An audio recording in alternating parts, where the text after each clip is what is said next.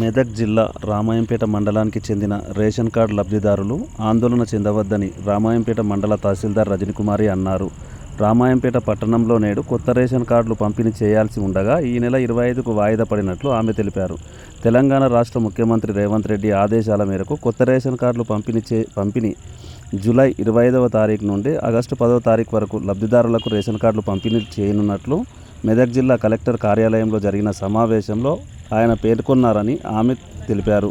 Collector ఆదేశాలు వచ్చిన వెంటనే నూతన రేషన్ కార్డులు పంపిణీ చేస్తామని ఆమె మీడియా సమావేశంలో తెలిపారు. TSG news, Ramayampet. ఎవరైనా రేషన్ కార్డ్స్ రాకపోతే ఇబ్బంది పడాల్సిన పని లేదు.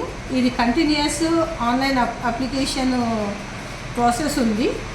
ఎవరైనా దరఖాస్తు చేసుకోవచ్చు. ఈ ప్రాసెస్ షెడ్యూల్ అనేది కూడా నేను మీకు త్వరలోనే తెలియజేస్తాను. ఈ రేషన్ కార్డ్స్ ఎవరైతే రాలేదో వాళ్ళు ఎవరు ఆందోళన చెందకుండా మీ సేవలో అప్లికేషన్స్ పెట్టుకోవచ్చు.